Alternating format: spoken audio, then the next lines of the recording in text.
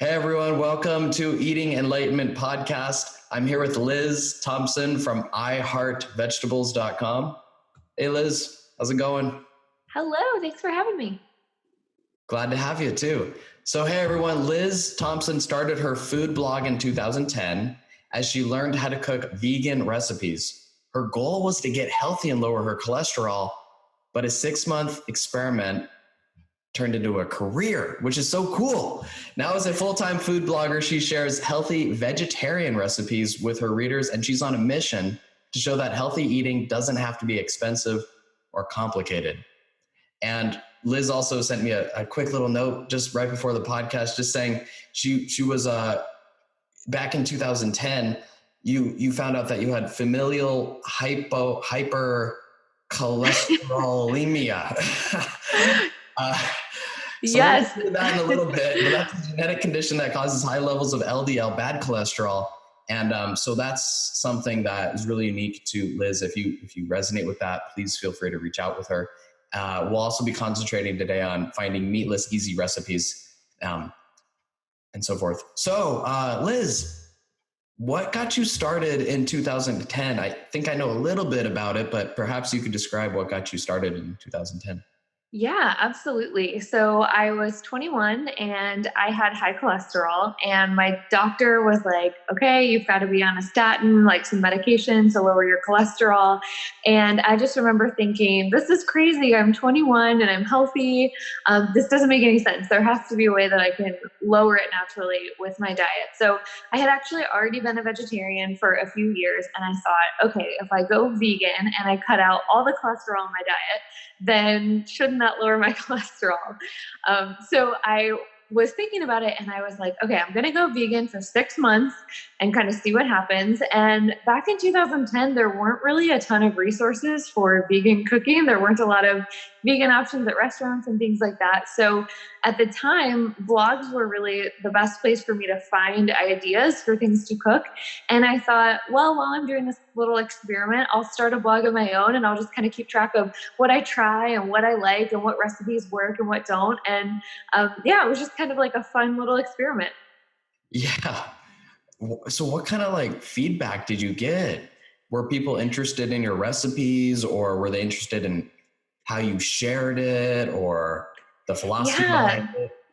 it's kind of funny because I think it's changed so much. Back in 2010, there was no Instagram, there were really no like Facebook pages, and so there weren't really a lot of social media options, and it was almost like the blog world was sort of like its own social media channel. So there were people that I was reading their blogs every week and they were reading mine, and we were kind of commenting back and forth. And it's funny that it really was kind of this little community, and it was a way for me to meet a bunch of other people who were not even necessarily vegan, but just kind of trying to eat healthier and trying new recipes and finding new products at the grocery store.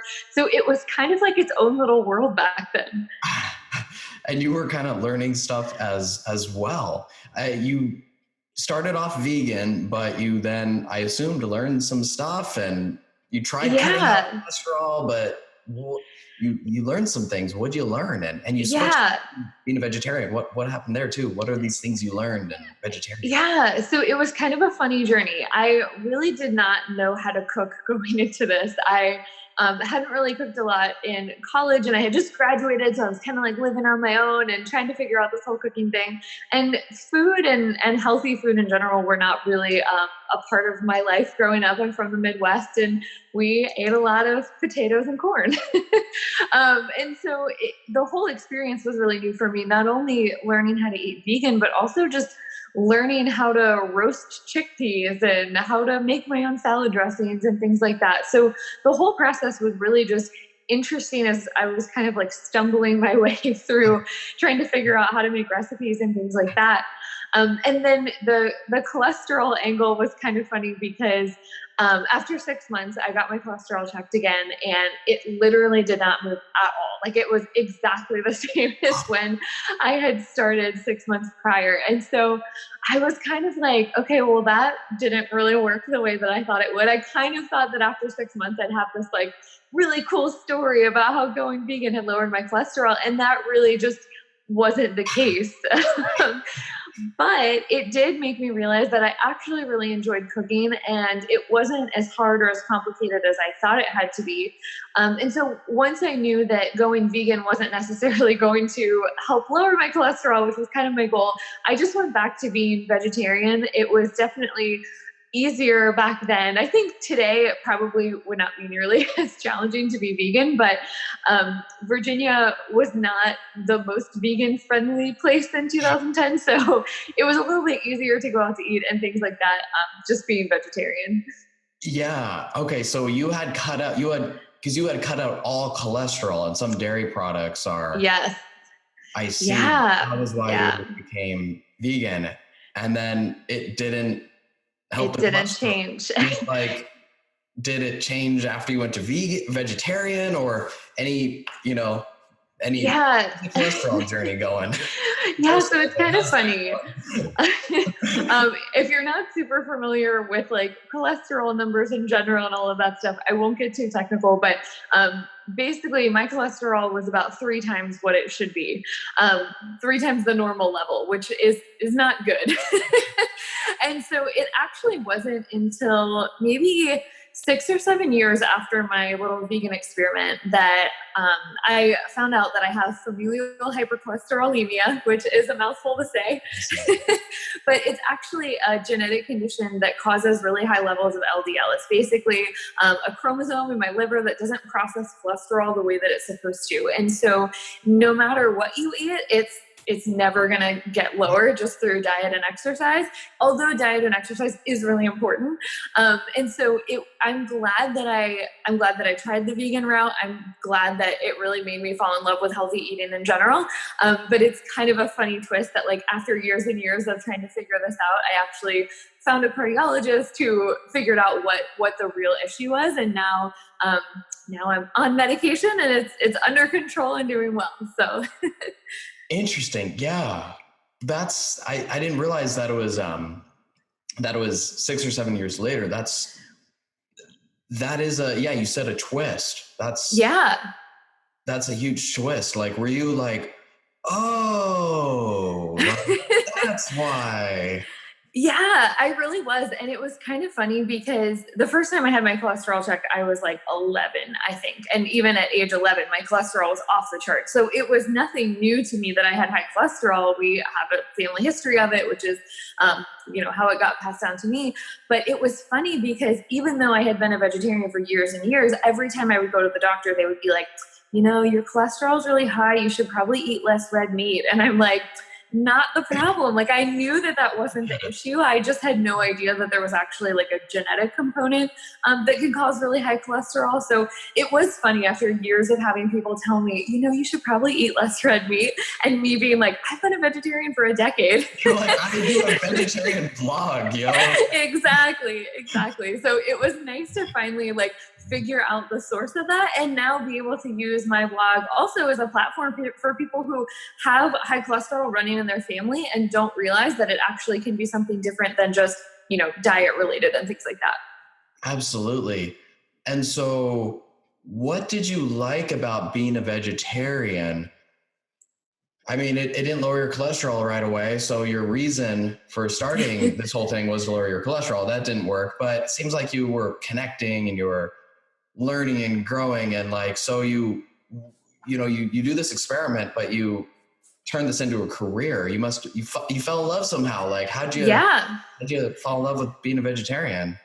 Totally. So I had been a vegetarian for a few years before I started blogging. But the thing that was really interesting about the 6 months that I went vegan was I really started to look more at the ingredients that were in my food and what kinds of things I was eating. I think before that I had very much been like a how many calories is in it kind of person. And so I started thinking a lot more about the ingredients and the nutrients and what am I really putting in my body, and just thinking more about eating like whole foods and less processed foods and things like that. So even though I had already kind of been in the vegetarian world for a little while, I came out of the experiment thinking a lot differently just about the foods that I was eating and the groceries that I was buying. And I really just fell in love with figuring out how to make really easy recipes with the things that I had in my pantry.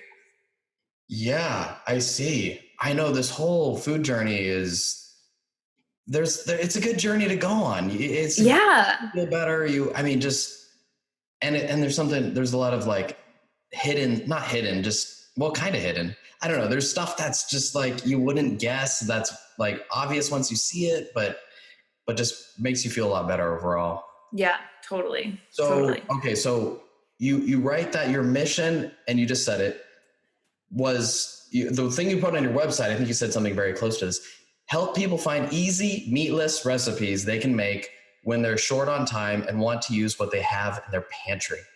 So you got a cookbook, you got blog articles, you've been doing this for 10 years. I saw all the blog articles on your website. I'm like, okay, there's no way I'm going to be able to like ask. So I just want to know, what would you say like are your top 3 recommended recipes? Let's dive into some, like, if someone wants to just take what's in their pantry and eat something vegetarian for breakfast, lunch, and dinner, where do they start?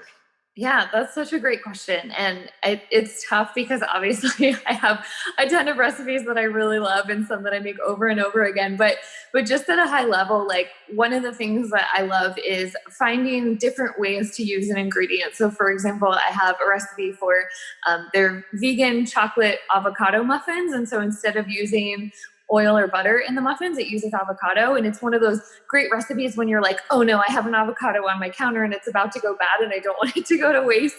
Whipping that up into a muffin, and like literally no one would guess that there's avocado in there. That's always a fun one. Wait, that sounds like it would, because I resonate with the avocado. It's probably a brown one back there. Like, to make a muffin, like, that seems like so difficult to me, honestly. Like, I can promise you, almost every recipe on my website you can make in like 15 or 20 minutes, because I get it. Like, I'm busy too. And as much as I love cooking, I don't really want to spend an hour making anything. Like, when I'm done with work for the day and I want to eat dinner, I want to eat dinner. I don't want to spend an hour prepping and washing dishes and trying to clean everything up. Like, I'm all about easy, simple stuff. So how do I make a muffin? Like, in 20 minutes. Just curious. We'll get into the breakfast, lunch, and dinner stuff in a little bit. Yeah. This muffin thing is, I don't know. I'm expanding my mind or something. Yeah. I mean, you can pretty much throw it all in the food processor, blend it up, and then pour it into the muffin tin. It's super simple. It's definitely easier than it sounds. Yeah, right. It's one of those things about food I was mentioning earlier. It's like obvious once you think about it, but you gotta think about it. Yeah, totally. Yeah. Totally. I just got a food processor too. Anyways. There you go. So breakfast, what do you recommend for breakfast? And what do you eat for breakfast? Good question.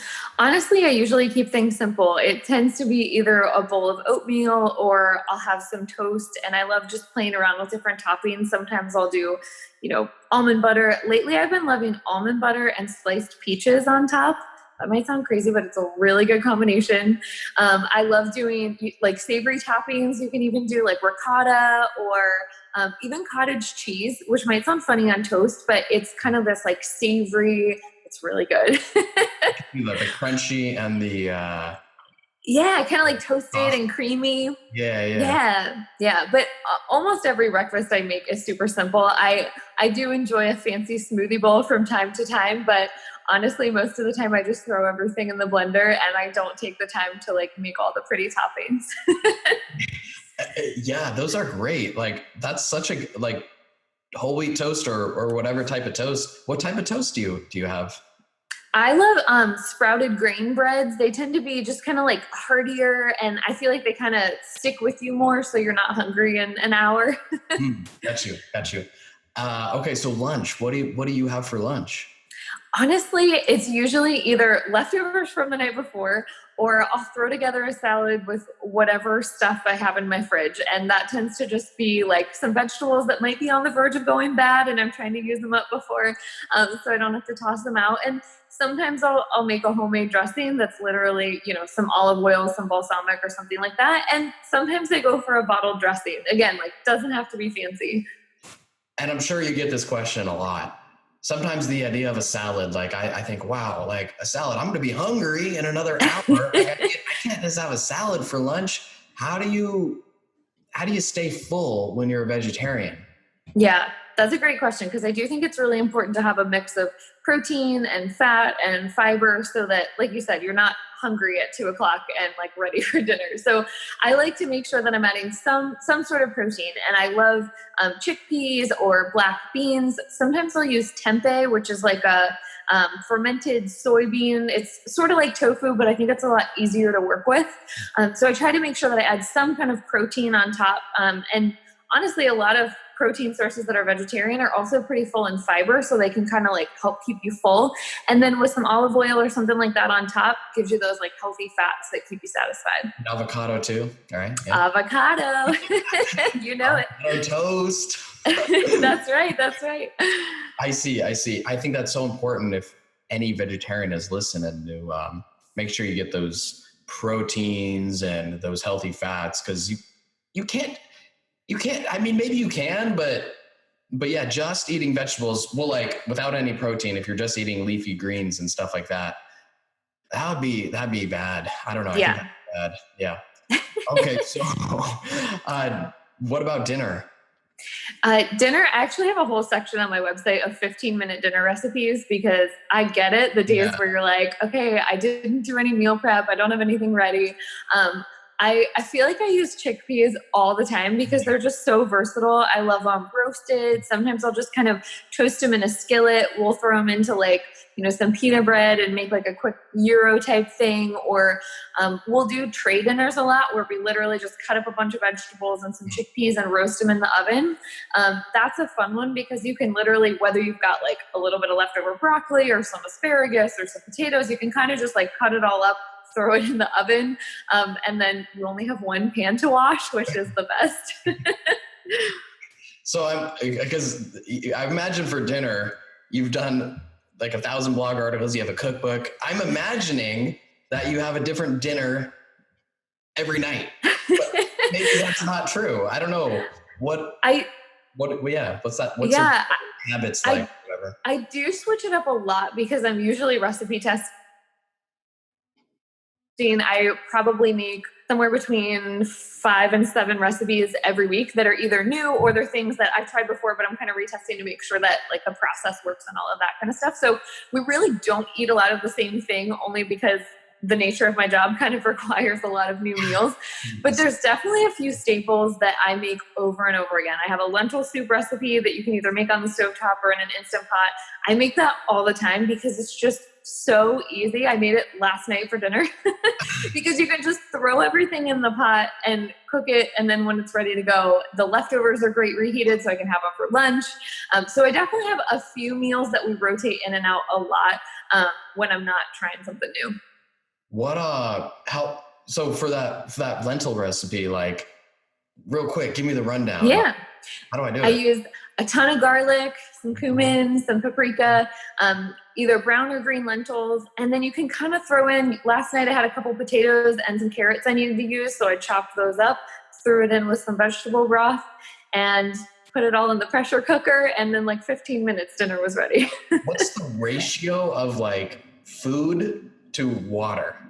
All the beans and or the lentils and the carrots and the various things. What's like the ratio of food to water? I think I did about 6 cups of vegetable broth, 1.5 cups of dried lentils, and then probably 2 cups of vegetables. Okay. So a bit more water. Yeah. Okay. Yeah. Okay. I'm thinking I got to try to make this myself. I'm like, all right. That sounds easy. It's super easy. 15 minutes. All right. I got a pan. Super easy. So what are your, like, let's just want to dive into like the basics of a vegetable. What is a vegetable? Cause like, there's like tomatoes, right? And avocados. Aren't those like fruits or like, Honestly, I feel like people can sometimes make it a lot more complicated than it has to be. I really don't worry too much about like how many servings of fruits did I get versus how many servings of vegetables versus how many grains or legumes and all of that kind of stuff. I really think that if you're eating a variety of whole foods, you kind of can't go wrong. So I do try to make sure that I'm adding in some sort of vegetable within every meal, whether that's like a handful of mixed greens that I threw into some soup or some random chopped carrots that I threw into the lentil soup last night, kind of just making sure that I'm adding those in wherever I can and that I'm really building the meal around either a vegetable or a legume or a whole grain, something that's going to have some like protein to kind of keep me full.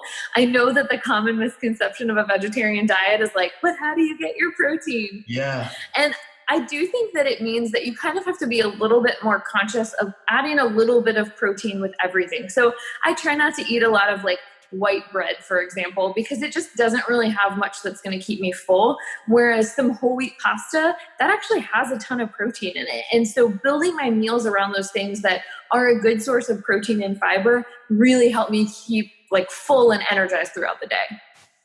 I love it. That's a great answer. And what are your top 5 veggies? You can go. That's so hard. You can get an avocado or a tomato, like fruit, vegetable crossover is allowed. Okay. Okay. Keep it veggies. What are your top 5? Okay. I love broccoli, like roasted, steamed, stir fry. I feel like any way you make it, I love broccoli. I think cauliflower has to get a shout out because it's been like the trendy vegetable the past couple years between cauliflower rice and cauliflower gnocchi. And it can kind of do a lot of things and take on a lot of flavors. So I feel like I got to give cauliflower a shout out. Lately, I've been loving Brussels sprouts, and I love them just raw and shredded. You can either shred them in the food processor, or you can usually find like packages of shredded Brussels sprouts in the produce section. It's so good for like a crunchy salad base. I love like really crunchy greens. So shredded Brussels sprouts, definitely a favorite. I've been loving all different kinds of like the multicolored potatoes, like red potatoes, purple potatoes, yellow potatoes, just slicing some up and roasting them. They're just so like hearty and filling and like total comfort food. And then last one, I have to say carrots. I feel like carrots don't get a whole lot of love, but lately I've just been loving like shredding carrots into sauces and soups and salads. And I have to say, like freshly cut carrots versus like baby carrots are so good. They are worth the extra effort. I see. Yeah, those fresh foods, they so good. That you feel it, like you're like, oh, that was good. Like, why was it good? And you're like, oh, yeah, like the organic thing. Yeah, makes a difference. So just coming back to meatless. So I just wanted to know your motivations for staying meatless. Was it like health reasons? Like, cause you did the vegan thing to lower the cholesterol, but then it didn't work. And so like, maybe you're still not eating meat for cholesterol reasons. Maybe it's just because you found out vegetarian works. Like why are you still meatless to this day? Yeah, that's a great question. And I have a few answers for it. It's kind of funny. I initially went vegetarian because I honestly just didn't really have a taste for meat. Like even from a young age, I remember being a kid and just like kind of pushing the meat off to my side on the plate. I just never was like really, I never really craved meat. And then once I found out that I had familial hypercholesterolemia, they said, hey, it's actually like, it is good to not add more cholesterol to your diet if you can help it. So that also kind of was some good encouragement. And then as I kind of read more about, farming and farming practices and all of that kind of stuff, it just kind of sealed the deal for me that for me, vegetarianism was the right option for me. Absolutely. And what do you think about like I see these meatless products, like, McDonald's has them or like even just in the grocery market, they got meatless stuff going on. Like, do you like that or no? What do you think about that? It's so funny because I remember the first time I had an Impossible Burger, I couldn't eat it because it tasted too much like beef to me. I had 2 bites and I was like, no, I can't do it. Like it had just been so long since I had beef. And it's funny because I think those products are wonderful. And I think they're good at showing people that, hey, there's other options out there that can kind of satisfy that craving. but I just don't have that craving. So I would much rather have a veggie burger that's like black beans and sweet potatoes and all that kind of stuff versus one that tastes like meat. I see. Interesting. That's great. Okay, so you got a cookbook. Um, when did you write that? So that was a couple years ago. It was actually kind of funny. I got an email from a publisher and they're like, "Hey, we're looking for someone to write a cookbook about healthy vegetarian recipes. Like, is that something you would be interested in doing?" And, they had just found my blog and I literally got the email and thought that it was like a scam or something. And so I emailed back. I was like, "Okay, sure. Like, send me the details." And then they sent me the details and I was like, "Oh, this is like for real." So it kind of just fell into place. They had seen the recipes and stuff on my site, and it came together pretty quickly. It was really fun to do something that is obviously in the same line as the blog, but something that it's like cool to see it on the shelf at the grocery store or whatever. So yeah, it was a really fun process. That's the book was like 100 or more, 1,000 recipes. I think it's like 105, something like that. 105, Just okay, over 100. Yeah. And what was it called? The Truly Healthy Vegetarian Cookbook. The Truly Healthy Vegetarian Cookbook. I love it. Yeah. That's online and so forth. Yeah. Kind of wrapping up, what else have you got going on your website? Where can people contact you? I saw that you had various recipes that you were giving away on your website. Can you tell us more about your online presence? Yeah, people can find me at iheartvegetables.com. I have tons of recipes and kind of health and wellness tips there. You can also find me on Instagram at iheartveggies, and I share tons of recipes that you can just grab right from Instagram. And yeah, I would love to connect. I love it. Cool.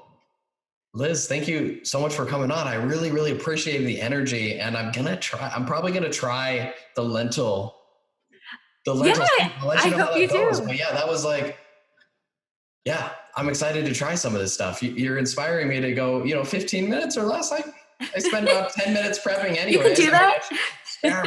I can't, I'm realizing not that I should, but that I can experiment with this, and it's going to be pretty pain-free. So thank you for spreading the message out there.